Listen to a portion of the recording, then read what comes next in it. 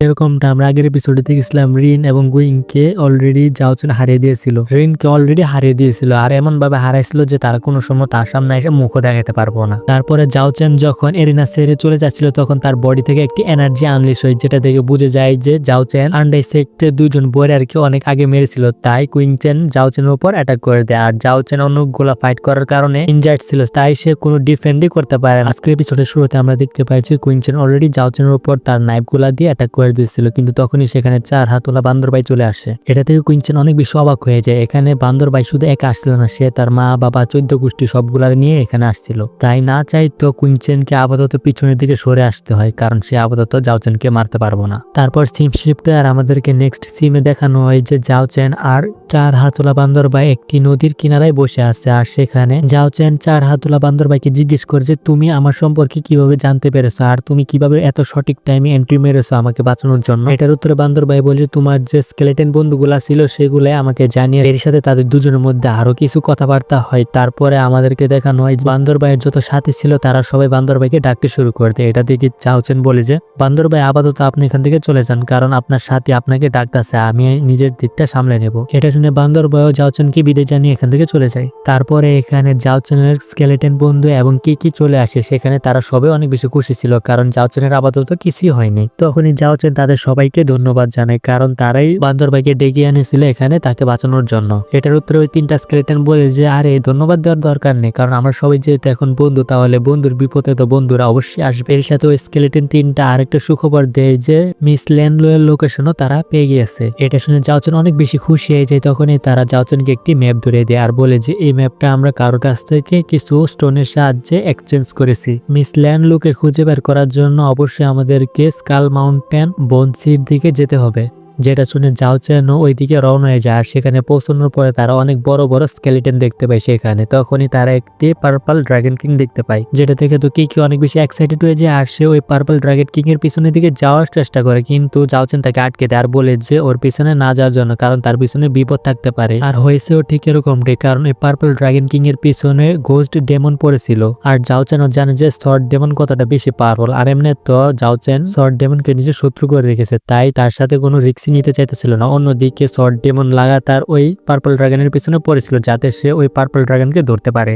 এই কারণে purple dragon ওই সর্ট ডেমনের উপর হালকা পাতলা অ্যাটাক করে, কিন্তু ওই অ্যাটাকে সর্ট ডেমনের কিছু হয় না, উল্টো সর্ট ডেমন কিছু স্ল্যাশ অ্যাটাক পার্পল ড্রাগনের উপর করে দেয়। এই কারণে পার্পল ড্রাগন ওই স্ল্যাশ অ্যাটাক থেকে বেঁচে একটি কেবের ভিতরে চলে যায়। এই কারণে সর্ট ডেমন তার শটটি ছুঁড়ে মারে ওই পার্পল ড্রাগনের উপর, যে কারণে ওই পার্পল ড্রাগন সাইডে গিয়ে পড়ে যায়। এটা দেখে সর্ট ডেমন তার শটের সাহায্যে আরো 2টা পাওয়ারফুল স্ল্যাশ অ্যাটাক পার্পল ড্রাগনের উপর করে দেয়, কিন্তু তখনই কেউ এর জন্য স্ল্যাশ অ্যাটাক গুলো আটকে দেয় এবং কি তার শট ইউজ করে সেখানে সময় থামিয়ে দেয়। এটা দেখে তো সর্ট ডেমন অনেক বেশি অবাক হয়ে যায়, এর সাথে অনেক বেশি খুশি হয়ে যায়, কারণ সে কখনো ভাবতে পারেনি যে এখানে এত পাওয়ারফুল কেউ একজন থাকবে যে এখানে সময় থামিয়ে দিতে পারে। ওখানে আমরা দেখতে পাই যে আসলে এই কাজটা কি করেছে, এটা আসলে একটা মেয়ে করেছে। তখনই পার্পল ড্রাগন কিং ওই মেয়েটার কাছে চলে যায়। তখনই ওই মেয়েটা পার্পল ড্রাগন কিং কে বলছে অনেক হয়েছে ঘোরাঘুরি, চলো এখন আমাদের দিকে চলে যেতে হবে। আর এখান থেকে চলে যাওয়ার আগে ওই মেয়েটা সর্ট ডেমনের দিকে তাকায় আর বলছে তোমার মন অনেক বেশি খারাপ হয়ে গেছে, এমনকি ডার্কনেসে ভরে গেছে, তোমার হৃদয় অনেক বেশি ডার্ক এনার্জিতে ভরে গেছে, তাই তুমি কখনো একজন ইমমর্টাল হতে পারবে না। এটা বলে ওই মেয়েটা সময়কে আনফ্রিজ করে এখান থেকে চলে যায়। এটা দেখে তো সর্ট ডেমন পাগলের মতো হাসতে থাকে আর বলে যে আমি কখনো ভাবিনি যে এখানে এত পাওয়ারফুল মেয়েও থাকবে, আসলে তো আমি তোমাদের মতো বরিয়ারদেরকেই খুঁজে বেড়াই ফাইট করানোর জন্য, আর তোমাকে আমি ফাইট করে হারিয়ে দিলে আমি আরো বেশি পাওয়ারফুল হয়ে যাব। এটা বলে আরো বেশি জোরে জোরে সর্ট ডেমন হাসতে থাকে আর কিছু স্ল্যাশ অ্যাটাক করে এই কেভ থেকে চলে যায়। তারপরে সেখানে এই কেভের ওনার চলে আসে, আর সে যখন দেখে যে তার কেভের ভিতরে অনেক বেশি ভাঙচুর করা হয়েছে, এটা দেখে সে অনেক বেশি রেগে যায় আর বলছে কোন বলে দিয়ে এই কাজটা করেছে যে আমার কেভের মধ্যে অনেক বেশি ভাঙচুর করেছে। তারপর সিম শিফটার আমাদেরকে জাওচেন সহ তার সাথীগুলাকে দেখানো যারা এই কেভের দিকে আস্তে আস্তে এগিয়ে আসছিল। তখনই জাওচেন বলে যে আমার মনে হয় এতক্ষণে সর্ট ডেমন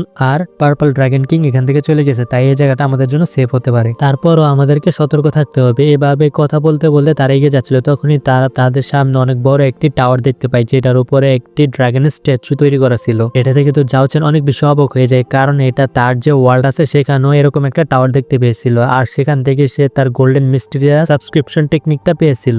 আর এই কাল্টিভেশন টেকনিক কি জাওচেন ইউজ করে তার কাল্টিভেশনে। আর সে কখন এটা ভাবতে পারেনি যে এরকম একটি টাওয়ার সে এখানেও দেখতে পারবে। তারা সবাই দাঁড়িয়ে দাঁড়িয়ে ওই টাওয়ারটাকে দেখতেছিল, তখনই সেখানে কি যে ছিল সে দৌড়ে ওই কেবের ভিতরে চলে যায়। এটা দেখে তারা চারজন কির পিছন পিছন ওই কেবের ভিতরে চলে যায়। তখনই জাওচেন বলে যে এরকমটা মনে হচ্ছে যে এই কেবের ভিতরে কেউ না কেউ অবশ্যই থাকে। তখনই মাঙ্কি স্কেলিটন একটি স্কেলিটন নেয় আর ওইটার সাহায্যে একটু আওয়াজ করে, যে কারণে জাওচেনের সামনে একটি পোর্টাল তৈরি হয়ে যায় আর সে পোর্টাল জাওচেনকে নিজের ভিতরে টেনে নিয়ে যায়। ওই পোর্টালের ভিতরে যাওয়ার সাথে সাথে জাওচেন অনেক বেশি অবাক হয়ে যায় আর বলে যে আমি আবার কই চলে আসলাম। তখনই জাওচেনের উপর কেউ একজন অ্যাটাক করে দেয়। এটা দেখে জাওচেনও ওই অ্যাটাক থেকে খুব সহজে বেঁচে যায়। আর তখনই ওই লোকটা বলে যে এখানে তোমাকে আজকে মরতে হবে। এটা শুনে জাওচেন বলছে ভাই তুমি কেডা, তোমার আমি চিনি না। আসলে এই লোকটার নাম হলো লিনমো আর সে এই কেবের ওনার। তখনই সে জাওচেনের উপর অ্যাটাক করে দেয় আর বলে যে তুমি আমার কেবের ভিতরে ভাঙচুর করার চেষ্টা করছো, তাই তোমার তো শাস্তি পেতেই হবে।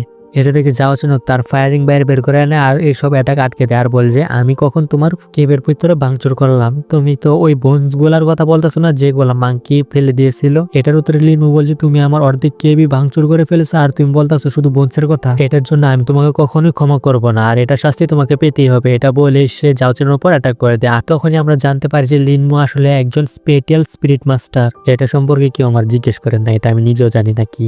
আর সে স্পিরিট মাস্টার হওয়ার কারণে নর্মাল কাল্টিভেটারের চেয়ে সে অনেক বেশি পাওয়ারফুল হয়ে থাকে আর সে এই কারণে পাম অ্যাটাকও ইউজ করতে পারে। তখনই সে একটি পাম অ্যাটাক ইউজ করে জাওচেনকে তার কাছে নিয়ে আসে আর অনেক জোরে একটি পাঁচ মেরে দেয়। তখনই জাওচেন তার উপর অ্যাটাক করানোর জন্য চলে আসে আর সে আবার ওই পাম অ্যাটাক ইউজ করে জাওচেনকে দূরে সরিয়ে দেয়। এটা থেকে জাওচেন রেগে যায় আর সে তার প্রিচুয়াল ড্রাগনের ইউজ করে আর ওইটার সাহায্যে লিনমোর উপর অ্যাটাক করে দেয়। আর এটা এতটা বেশি পাওয়ারফুল ছিল যে লিনমো পিছনের দিকে সরে যায়। তখনই লিনমো বলে যে তুমি তো আমাকে অবাক করে দিয়েছো, কারণ আমরা দুজনই মডার্ন সেটিং এর 5 স্টারে আছি, কিন্তু তারপরও তুমি আমার সাথে একদম কড়া ভাবে টক্কর দিয়েছো, এটা আসলে ইমপ্রেসিভ। আর হ্যাঁ আমি একজন স্পেশাল স্পিরিট মাস্টার। এটার উত্তরে চিন্মো অবাক হয়ে যায় আর বলছে এটা আবার কি। এটার উত্তরে লিনমো বলে যে তুমি এটা সম্পর্কে কিছুই জানো না, সমস্যা নেই, আজকের পর থেকে তুমি খুব সহজেই জেনে যাবে। এটা বলে লিনমো আবারও জাওচেনের উপর অ্যাটাক করে দেয়। এটা থেকে জাওচেনও তার ফায়ারিং অ্যাক্টিভেট করে ফেলে। আর অন্যদিকে লিনমো তার উপর অ্যাটাক করার পাশাপাশি স্পেস এবং টাইম এর সম্পর্কে বলতে শুরু করে দেয়। অন্যদিকে জাওচেনও কারো থেকে কম ছিল নাকি, সে খুব সহজে কিছুক্ষণের মাধ্যমে সবকিছু বুঝে যায়। তখনই জাওচেন লিনমোকে আটকানোর জন্য তার সিলিং গড ফরমেশন অ্যাক্টিভেট করতে থাকে। এটা দেখে লিনমো বলে যে তুমি কি ভুলে গেছো, তুমি এখন আমার স্পেসের ভিতরে আসো আর এখানের কিং হলাম আমি যেটা করি সেটা এখানে কন্ট্রোল করতে পারবো, যেটা তুমি পারবে না। তারপরও তুমি আমার উপর সিলিং ফরমেশন ইউজ করতেছো। এটা বলে লিনমো ঠিক সেম টেকনিকের ইউজ করতে থাকে, যে কারণে সেখানে অনেক বড় একটি ব্লাস্ট হয় আর জাওচেনের ফরমেশন নষ্ট হয়ে যায়। এখন এখানে অনেক বড় একটি ব্লাস্ট হয়েছিল, যে কারণে এখানে থাকা লিনমোর স্পেসও নষ্ট হয়ে গেছিল। তাই তারা আবারও ওই কেবের ভিতরে চলে আসে আর লিনমো তখনই তাদের উপর অ্যাটাক করা বন্ধ করে দেয় আর বলছে এখানে যত সমস্যা আছে সেটা আমি আপাতত এখানে শেষ করতেছি, কিন্তু তারপর যতটা তাড়াতাড়ি সম্ভব ততটা তাড়াতাড়ি আমার কেব ছেড়ে চলে যাও, কারণ তোমাদেরকে আর দ্বিতীয়বার আমি দেখতে চাই না। অন্যদিকে লিনমো জাওচেনের উপর ইমপ্রেস হয়ে গিয়েছিল তার পাওয়ার দেখে। তখনই কি জাওচেনের পায়ের দিকে একটি ফরমেশন দেখতে পাই, যে এটা একটি ট্র্যাকারের মতো কাজ করে আর এটার সাহায্যে অন্যদিকে জেনের সাথীরা জাওচেনকে ট্র্যাক করার চেষ্টা করতেছিল। আর তারা যতক্ষণে জাওচেন যে জায়গায় ছিল সে জায়গায় গিয়ে পৌঁছায় ততক্ষণে সেখান থেকে জাওচেন চলে গিয়েছিল। এটা থেকে কুইনচেন অনেক বেশি রেগে যায়। তখনই সেখানে সে লিঙ্গারকে দেখতে পায় আর লিঙ্গারকে দেখতে পেয়ে সে বলছে তুমি কি ড্রাগন কিং এর কোনো খোঁজ খবর পেলে। এটার উত্তরে লিঙ্গার হ্যাঁ বলছে, কিন্তু সে এর সাথে এটাও বলছে তার আরো ম্যান পাওয়ার লাগবে ড্রাগন কিং কে ধরার জন্য, কারণ কুইনচেনও তার সাথে যাওয়ার জন্য রাজি হয়ে যায়। তখনই তার একজন সাথী বলছে তাহলে ওই ছেলের কি হবে। এটার উত্তরে কুইনচেন বলছে আপাতত ওকে তো মারার জন্য আমরা যেতে পারবো না, কিন্তু আমি ওকে মারার জন্য অন্য কাউকে পাঠিয়ে দিতে পারবো। তারপর শিফটার আমাদেরকে লিঙ্গারের একজন শত্রুকে দেখানো, যার নাম মিস রুয়ান আর সে পিঙ্ক অ্যালায়েন্স থেকে বিলং করে। আর সে মডার্ন সেটিং এর লেভেল 4 এর একজন বরিয়ার আর সেও তার সঙ্গীদের সাথে ড্রাগন কিং কেই খুঁজে বেড়াচ্ছিল। তখনই তাদের উপর কোন একজন বরিয়ার এসে অ্যাটাক করে দেয়, কিন্তু তারপরও মিস রুয়ান তো তার সাথে ফাইট করে তাকে এখান থেকে ভাগিয়ে দেয়, কিন্তু তারপরে এই কারণে পিঙ্ক অ্যালায়েন্স এর অনেকগুলা মেয়ে এখানে মারা গিয়েছিল। কারণে মিস রুয়ান অনেক বেশি রেগেছিল প্রতিশোধ নেওয়ার জন্য। আর এই ব্যাপারটা শুধু পিঙ্ক অ্যালায়েন্স এর ভিতরে সীমাবদ্ধ ছিল না, এরকমটা আরো গ্র্যান্ড অ্যালায়েন্স এবং ব্লু রেঞ্জ অ্যালায়েন্স এর মধ্যেও হয়েছিল। আর এই সবকিছুর দোষ জাওচেনের উপর দিয়ে দেওয়া হয়েছিল। আসলে ওই মাস্কওয়ালা বরিয়ার যে সবকিছু করেছিল সে আসলে জাওচেন ছিলই না, আসলে সে একজন কুইনচেনের বরিয়ার ছিল। আর সেই এই বরিয়ারকে দিয়ে করেছিল সবকিছু, যাতে ওই 4-5 জন ফোর্স যে আছে তারা সবাই মিলে জাওচেনকে মেরে ফেলে, কারণ সে তো আপাতত জাওচেনকে মারার জন্য যেতে পারবে না। না। অন্যদিকে জাওচেন একটি নদীর কিনারায় বসে বসে তার কাল্টিভেশন করতেছিল। তখনই সেখানে মিস রুইয়ান চলে আসে, আর সেখানে আসার সাথে সাথেই নিজের জাম ইফেক্ট ইউজ করে ফেলে, যে কারণে জাওচেন যখন পিছনের দিকে তাকায় তখনই সেখানে মিস রুইয়ানের জায়গায় সেখানে তার প্রেমিকা বা গার্লফ্রেন্ডকে দেখতে পায়। আর জাম ইফেক্ট কি যারা বুঝতে পারেন না, এটা সহজ ভাষায় বলতে গেলে এটা ইতাচির গেনজুৎসুর মতোই। যাক গে, ব্যাক টু স্টোরি। জাওচেন তখনই ও তার গার্লফ্রেন্ডকে দেখে অনেক বেশি ইমোশনাল হয়ে যায় আর বলে যে তুমি রাগ করো না যে আমি এতটা বেশি দেরি করে ফেলেছি, আমি যতটা তাড়াতাড়ি সম্ভব ফিরে আসার চেষ্টা করেছিলাম। এটার উত্তর জাওচেনের গার্লফ্রেন্ডও বলছে তুমি চিন্তা করো না, তুমি যতটা খুশি দেরি করে আসতে পারো, আমি তোমার জন্য সবসময় অপেক্ষা করব। তখনই আমরা দেখতে পাই যে জাওচেনের গার্লফ্রেন্ড একটি নাইফ বাইরে বের করে আনে আর জাওচেনের উপর অ্যাটাক করে দেয়। যদিও জাওচেন এখনো পর্যন্ত জাম ইফেক্টের ভিতরে ছিল, কিন্তু তারপরও তার সেন্সেস অনেক বেশি শার্প ছিল আর সে এই অ্যাটাকটা ধরে ফেলে। তখনই ওই গেনজুৎসু বা জাম ইফেক্টও শেষ হয়ে যায়। এখন জাওচেন তাকে দেখে বলছে তুমি কি, আর তুমি আমার উপর অ্যাটাক করেছো কেন? এটার উত্তরে মিস রুইয়ানও জাওচেনের উপর তার নাইফটি দিয়ে অ্যাটাক করে দেয় আর বলছে তুমি তো শুধুমাত্র কালকে আমার সাথে দেখা করেছিলে, আর এমনকি আমার অনেকগুলা বরিয়ার মেয়েকেও মেরে দিয়েছিলে, আর তুমি আমার নামও জানো না এখনো পর্যন্ত, কিন্তু এতে কোনো সমস্যা নেই, আর এমনি তো তুমি কিছুক্ষণের মধ্যে মরতে চলেছো। এটা বলে মিস রুইয়ান তার ছাত্রীর অনেকগুলা ক্লোন বাইরে বের করে আনে আর এটার ভিতরে লুকিয়ে লুকিয়ে জাওচেনের উপর অ্যাটাক করার চেষ্টা করে। কিন্তু জাওচেন বলছে তুমি কাদের কথা বলতেছো, আমি কাদেরকে মেরে ফেলছি, আর হ্যাঁ তুমি যাদের কথাই বলো না কেন তাদের সাথে আমার কোনো সম্পর্ক নেই। কিন্তু মিস রুইয়ান জাওচেনের কোনো কথাই শুনে না, উল্টো সে জাওচেনের উপর তার শটটি দিয়ে অ্যাটাক করে দেয়। এটা থেকে জাওচেন তার স্পাইরাল শিট বাইরে বের করে আনে আর এটা খুব সহজে আটকে দেয়। তখনই জাওচেন ভাবতে থাকে যে এই আমব্রেলা দিয়ে মিস রুইয়ান লুকিয়ে থাকার চেষ্টা করতেছে আর সুযোগ পেয়ে আমার উপর অ্যাটাক করার চেষ্টা করতেছে যাতে আমি তার অ্যাটাক না আটকাতে পারি। কিন্তু সে তো জানে না আমি গোকুর কাছ থেকে আলট্রা ইনস্ট্যান্ট ধার করে নিয়ে আসছি। এই কারণে জাওচেন তার চোখ বন্ধ করে ফেলে আর তার সেন্সেসের উপর পুরোপুরিভাবে ডিপেন্ড হয়ে যায়। অন্যদিকে মিস রুইয়ান যখন সুযোগ পেয়ে জাওচেনের উপর অ্যাটাক করে দেয় আর জাওচেনও খুব সহজে তার অ্যাটাক আটকে দেয় আর বলে যে তোমার স্পিড অনেক বেশি স্লো, তুমি আমার উপর অ্যাটাক করলে আমি খুব সহজেই তোমার অ্যাটাক আটকে দিতে পারবো। এটা বলে জাওচেন মিস রুইয়ানকে পিছনের দিকে সরিয়ে দেয়। এর সাথে জাওচেন বলে যে দেখেন আপা, আপনার কোন বরিয়ারকে আমি মারিনি আর আপনাকেও আমি মারার চেষ্টা করিনি, কারণ আমি যদি আপনাকে মারার চেষ্টা করতাম তাহলে আমি এতক্ষণে আপনাকে মেরে ফেলতাম, কারণ আপনার এগুলা স্কিল নাকি আমরা কাঠের ডেকে। অন্যদিকে মিস রুইয়ানও ততক্ষণে বুঝে গিয়েছিল যে জাওচেন তার বরিয়ারদেরকে মারেনি, কারণ জাওচেন কালকে ওই মা পরা বরিয়ার থেকে অনেক বেশি পাওয়ারফুল আর সে বুঝে যায় যে এটা হয়তো আন্ডারসেক্টি করেছে। আর এর সাথে সে এটাও ভাবতে থাকে যে জাওচেনের মতো বরিয়ার যদি এখন তাদের অ্যালায়েন্সে যদি সংযোগ হয়ে যায় তাহলে তাদের জন্য অনেক বেশি ভালো হতে পারে। এই কারণে সে তাড়াতাড়ি করে জাওচেনের সামনে চলে যায় আর বলে যে দেখো, পুরনো মিস আন্ডারস্ট্যান্ডিং এর জন্য আমি অনেক বেশি দুঃখিত, আর হ্যাঁ আমার নাম হলো রুইয়ান আর আমি পিঙ্ক অ্যালায়েন্স থেকে বিলং করি। তো চলো জাওচেন, তুমি আর আমি এখন মিলে একটা অ্যালায়েন্স তৈরি করে ফেলি। এটার উত্তরে জাওচেন বলে যে তুমি আমাকে চিনো কিভাবে? এটার উত্তরে রুইয়ান বলে যে তোমাকে আজকাল কে না চিনে, তোমাকে তো সবাই চিনে, তুমি কিভাবে স্পেলস কাস্টার রিন এবং গুয়াংকে হারেছো এই ঘটনাও সবাই জানে। এটা শুনে জাওচেন আবার বলে যে কি তুমি আমার সাথে অ্যালায়েন্স বানাতে চাও? তুমি কি জানো আমার এখানে কতগুলো শত্রু আছে? আমার এখানে শত্রুর অভাব নেই। এটার উত্তরে মিস রুইয়ান বলে যে হ্যাঁ আমি জানি তোমার এখানে অনেক বেশি শত্রু আছে, তাই আমাদের যে অ্যালায়েন্সটা থাকবে এটা অনেকটাই প্রাইভেট থাকবে আর এটা সম্পর্কে আর কেউ জানবে না, যাতে আমরা দুজনের মধ্যে কেউ যদি বিপদে পড়ি তাহলে একে অপরকে যাতে সাহায্য করতে পারে। এটার উত্তরে জাওচেন বলছে আচ্ছা এই ব্যাপার, তাহলে তো ঠিক আছে, আমি তো অ্যালায়েন্সে জয়েন করতেই পারি। আচ্ছা আমি কিছুদিন পর কারোর সাথে পাঙ্গা নিতে চলেছি, সেখানে তাহলে তুমি সাহায্য করার জন্য পৌঁছে যেও। তারপর সে এখান থেকে চলে যায়। এখান থেকে চলে যাওয়ার পরে জাওচেন ভাবতে থাকে যে রুইসু আমি অবশ্যই তাড়াতাড়ি ফিরে আসবো মিস ল্যানলুয়ের সাথে দেখা করে। এখন মিস রুইসু এখানে জাওচেন তার গার্লফ্রেন্ডের নামই বলেছিল আর গার্লফ্রেন্ডের নামই মিস রুইসু। তারপর সিম শিফটে আর আমাদেরকে পরের দিন সিম দেখানো হয় যেখানে জাওচেন পুরো জায়গাটাই খুব ভালোভাবে দেখে ফেলেছিল, এমনকি খুব ভালোভাবে খোঁজাখুঁজি করেছিল মিস ল্যানলুকে, কিন্তু সে তাকে কোথাও পায় না। তখনই কি হার্ট স্টোনের দিকে তাকিয়ে মন খারাপ করে তাকিয়ে বসেছিল। এটা দেখে জাওচেন বলে যে এটা তো স্কাই রিচিং ডিভাইন ট্রি, কিন্তু এটা দুই টুকরো কিভাবে হয়েছে? কিন্তু অন্যদিকে কি বারবার ওই ট্রের দিকে ইশারা করে ওই দিকে যাওয়ার জন্য বলতেছিল, এই কারণে জাওচেন সহ বাকি সবাই সেখানে চলে যায়। অন্যদিকে ওই তিনটা স্কেলেটন তো আপাতত কিছু একটা করার জন্য এখান থেকে চলে যায়। তারপর সেখানে শুধু জাওচেন আর কি থেকে যায়, কিন্তু জাওচেন এটা বুঝতে পারতেছিল না যে কি এখানে আসলে কি খোঁজার চেষ্টা করতেছে।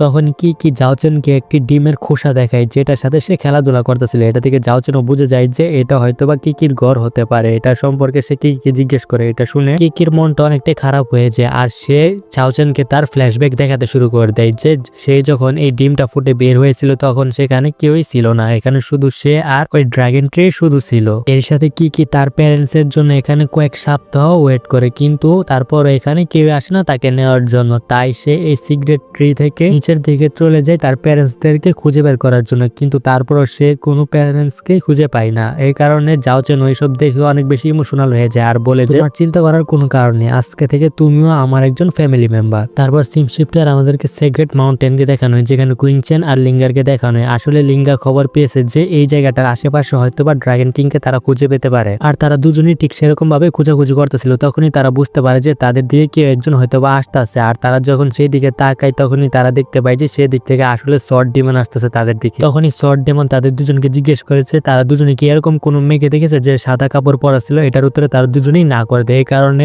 এটা শুনে শর্ট ডিমন অনেক বেশি রেগে যায়, আর সে বলছে তোমরা দুজন তাহলে তো আমার কোনো কাজেরই না। এটা বলে শর্ট ডিমন একটি পাওয়ারফুল স্ল্যাশ অ্যাটাক করে দেয়। এই অ্যাটাকের কারণে তাদের দুজনের অবস্থা অনেক বেশি খারাপ হয়েছে। এই কারণে কুইন চেন তার উইংস বাইরে বের করে না আর এখান থেকে পালিয়ে যায়। আর সে তো শুধু একটা কথা বলেছে, চাচা আপন প্রাণ বাঁচা। এটা থেকে তো লিঙ্গার কিছুতে বিশ্বাস করতে পারতাছিল না যে কুইন চেন তার সাথে এই কাজটা করবে, তাকে বিপদে একা রেখে এখান থেকে পালিয়ে যাবে। তখনই শর্ট ডেমন আবারও ডাবল স্ল্যাশ অ্যাটাক করে দেয় লিঙ্গারের উপর, কিন্তু এই অ্যাটাকটা তার শরীরে লাগতে যাবে ঠিক সে টাইমে ওই মেয়েটা আবারও আসে আর লিঙ্গারকে বাঁচিয়ে নেয়। এখন এখানে যখন শর্ট ডেমন আবারও ওই মেয়েটাকে দেখে তখন সে অনেক বেশি খুশি হয়ে যায়। তখনই ওই মেয়েটা বলে যে তুমি অনেক বেশি মানুষকে মেরেছো, যেটা একদম অগণিত, তুমি এসব বন্ধ করে দাও, না হলে তুমি কখনোই পাওয়ারফুল হয়ে উঠতে পারবে না। এটার উত্তরে শর্ট ডেমন বলে যে আমি হলাম সেই ধরনের ওয়ারিয়ার যারা লড়াই করতে করতে পাওয়ারফুল হয়ে ওঠে, তাই আমি যত পাওয়ারফুল ওয়ারিয়ারদের সাথে লড়াই করব আমি তত বেশি পাওয়ারফুল হয়ে উঠবো। তারপর সিম শিফটার আমাদেরকে লিঙ্গারকে দেখানো হয়, যে মনে মনে ভাবতেছিল যে এতক্ষণ হয়তো বা লিঙ্গার মারা গিয়েছে, তাই সে ভাবে যে তাড়াতাড়ি করে তাকে মাস্টারকে এটা জানিয়ে দেওয়া উচিত, কারণ এটার কারণে তাদের যে অ্যালায়েন্স আছে ওইটার উপর অনেক বড় একটি ইম্প্যাক্ট পড়তে চলেছে। তখনই সে কিছু আওয়াজ শুনতে পায়। সে যখন ওই দিকে তাকায় যে দিক থেকে আওয়াজ আসছিল তখনই সে সেখানে কিছু স্কেলেটনকে দেখতে পায়, যেটা থেকে সে বুঝে যায় যে এগুলো আসলে জাওচেনের বন্ধু।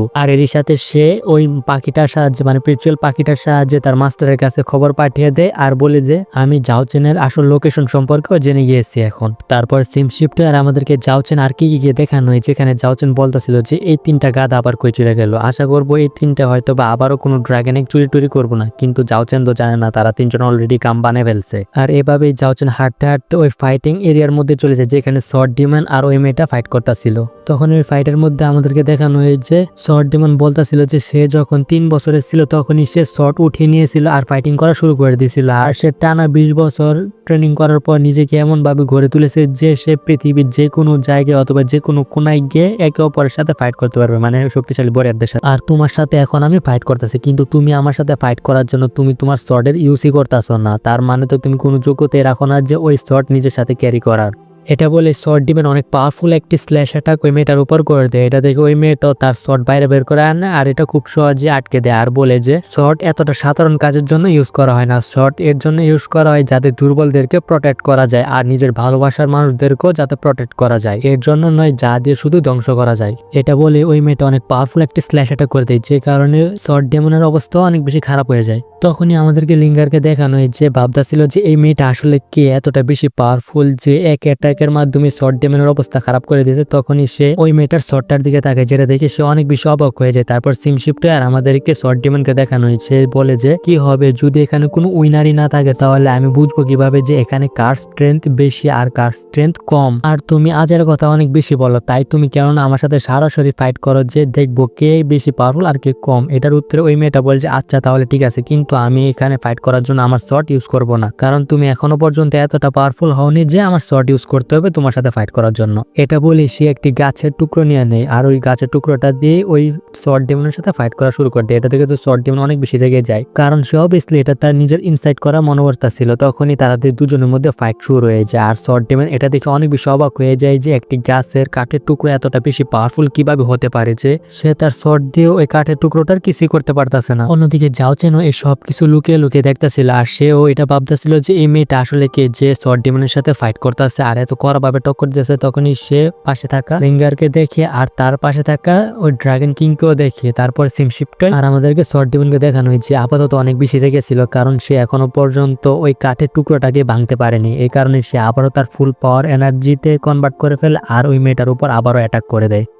কিন্তু এবারও ওই কাঠের টুকরোটার কিছুই হয় না। তখনই ওই মেয়েটা বলছে, তুমি কি মনে করছো এটা শুধু কাঠের টুকরো? আসলে তুমি যে কোনো ওয়েপেন দিয়ে লড়াই করো না কেন, তোমার মন যদি শান্ত থাকে যে কোনো জিনিসকে এরকম ওয়েপেনে কনভার্ট করতে পারবে যেটা একটা কাঠের টুকরো হয়ে থাকে। এটা বলে সে অনেক পাওয়ারফুল একটা স্ল্যাশ অ্যাটাক করে দেয়, যে কারণে শর্ট ডেমনও হেরে যায়। আর এখান থেকে ওই মেয়েটা যাওয়ার আগে শর্ট ডেমনকে একটি অ্যাডভাইস দেয়। অ্যাডভাইসটা ছিল এরকম, তুমি যদি কোনো সময় এমন কাউকে পেয়ে যাও যাকে তোমার প্রোটেক্ট করতে হবে, তখনই তোমায় অনেক বেশি শক্তিশালী হয়ে উঠতে পারবে। তারপরে ওই মেয়েটা আস্তে আস্তে এখান থেকে চলে যেতে থাকে, সাথে লিঙ্গারকেও নিয়ে যায়। তারপরে অন্যদিকে আমাদেরকে আবারও শর্ট ডেমনকে দেখানো হয় যে সে আপাতত অনেক বেশি রেগেছিল যে সে হেরে গিয়েছে, কারণ সে মরে যেতে রাজি আছে কিন্তু হারতে তারপরও চাইবে না। তাই সে আবারও ওই মেয়েটার উপর অ্যাটাক করতে যায়, কিন্তু তারা তিনজনই একটি এনশিয়েন্ট রেলিকের উপর ছিল, যে কারণে ওই এনশিয়েন্ট রেলিকটা অ্যাক্টিভেট হয়ে যায় আর তাদের তিনজনকে হঠাৎ করে কোথাও নিয়ে চলে যায়। এটা থেকে যাও চেন সেখানে অনেক তাড়াতাড়ি করে দৌড়ে চলে আসে, কিন্তু সে এটা বুঝতে পারে না যে তারা আসলে কোথায় চলে গিয়েছে। আর এর সাথে আমাদের আজকের এপিসোড এখানেই শেষ হয়ে যায়।